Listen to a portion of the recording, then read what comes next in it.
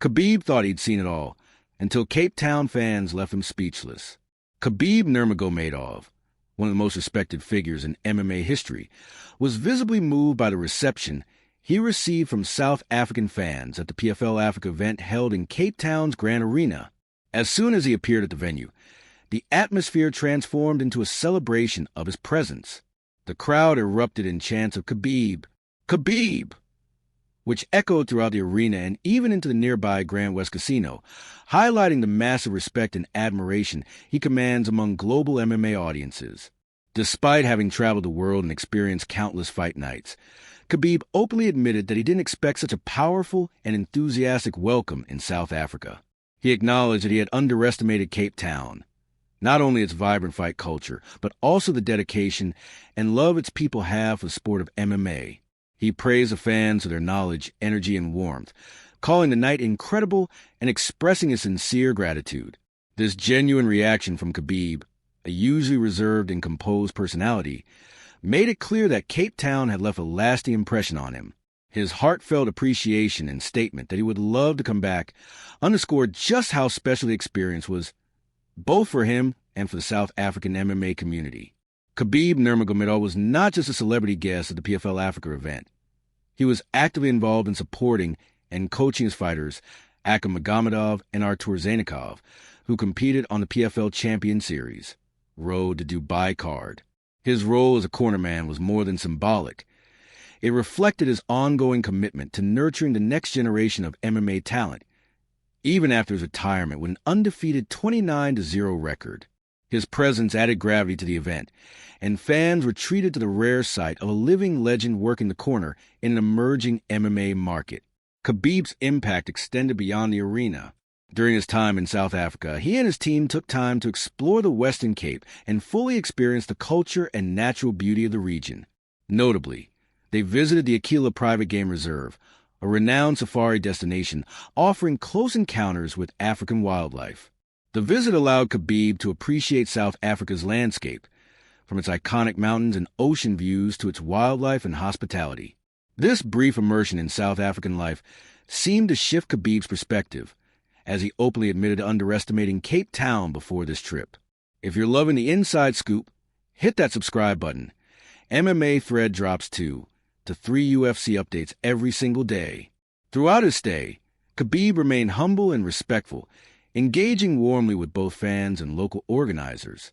His willingness to travel, support young fighters, and explore the local environment reflected a rare sincerity and openness, far removed from the image of many international sports stars who often remain distant during such trips.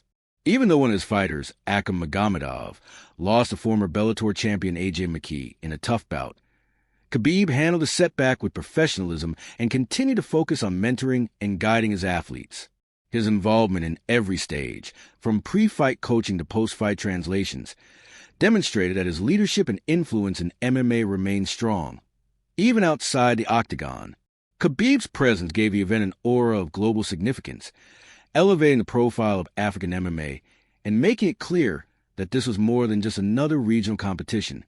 It was a step forward in the continent's growing role on the international MMA scene. The launch of PFL Africa marks a major milestone in the Professional Fighters League's ambitious global expansion strategy, and having Khabib Nurmagomedov attend its inaugural event in Cape Town brought immediate legitimacy and international attention. His presence wasn't just symbolic. It sent a powerful message to fighters, fans, and promoters alike. Africa is no longer a sleeping giant in MMA, but an emerging force worthy of global spotlight. The PFL's Africa Series is structured as a 4-event tournament taking place across different regions of the continent throughout 2025.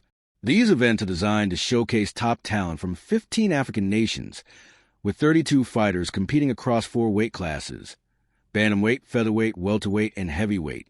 Winners will not only earn PFL Africa Gold, but also gain direct pathways into PFL's broader ecosystem, including global cards like the Road to Dubai and the PFL's $1 Million Championship season.